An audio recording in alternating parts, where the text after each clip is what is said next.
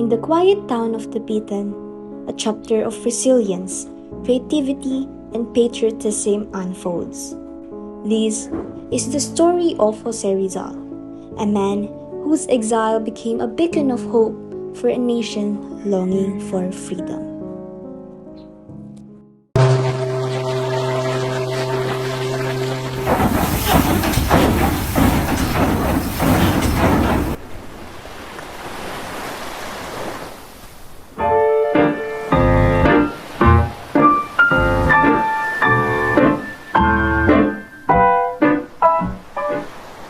Welcome to Dapitan, Dr. Rizal. It's an honor to have you here. You can explore the area, but I ask you to report to my office once a week. Thank you, Captain. I'm grateful for your hospitality and the opportunity to contribute to this community during my time here. In Dapitan, Rizal's genius flourished. He delved into the intricacies of Malayan languages, experimented with agricultural techniques, and even invented a wooden machine for making bricks. But perhaps his most enduring legacy was his dedication to education and community development.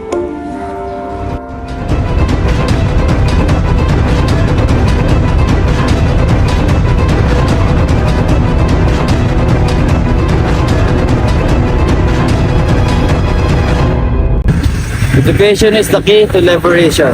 Through knowledge, we empower ourselves and pave the way for a brighter future for generations to come.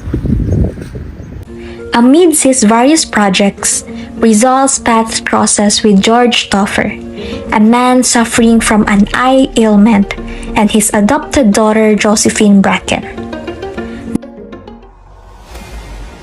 Dr. Rizal, I have traveled from Hong Kong, seeking expertise as an ophthalmologist. My condition is grave, and I pray for your assistance. Fear not, Sir Taffer. I shall do everything in my power to alleviate your suffering and restore your vision. Josephine Bracken, accompanying her adoptive father, finds herself drawn to Rizal's charisma and intellect. Over time, the relationship blossoms. Unfortunately, Father Obak's denial of the sacrament of marriage to Rizal and Josephine stemmed from Rizal's refusal to retract his statements against the church and accept certain conditions imposed by the church authorities. As Rizal's influence grows, so does the fervor for revolution across the Philippines. Dr. Pio Valenzuela, a revolutionary leader, visits Rizal in Dapitan, bearing news of the Katipunan and the brewing revolution. Dr. Rizal, the revolution has begun. The people are rising up against oppression. Pio, while I understand the desire for change, we must proceed with caution. A well-planned movement, rooted in reason and justice, is essential for our success. Despite his exile, Rizal remains committed to his principles. He sends letters to Governor General Ramon Blanco, seeking a review of his case and offering his services as a surgeon in the Cuban Revolution. However, his efforts are met with resistance, and he is eventually ordered to return to Manila. Despite Lieutenant Taviel de Andrade's best efforts, the court was swayed by the prosecution's arguments. Your Honor, the evidence against Rizal is clear. He founded the Liga Filipina with the intent to incite rebellion against the crown.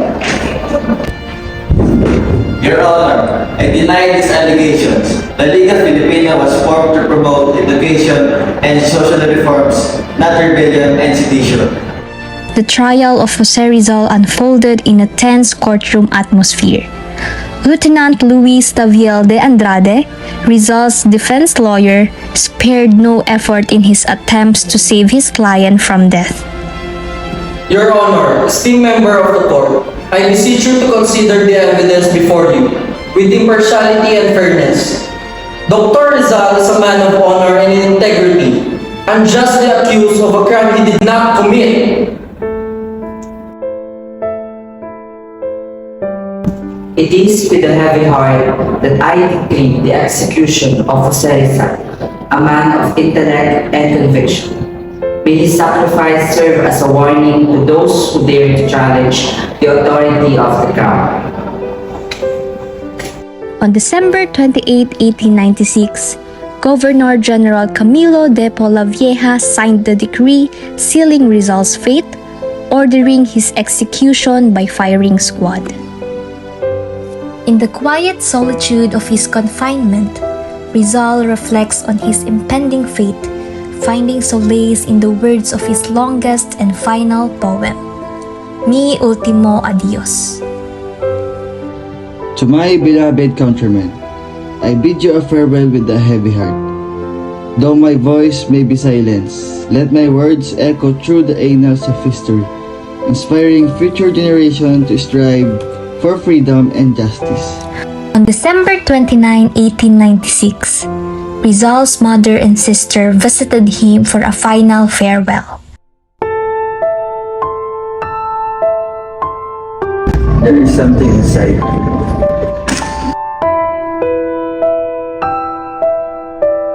On the morning of December 30, 1896, Jose Rizal, dressed in black with his arms bound behind his back, walked to Bagong Bayan, where his fate awaited him.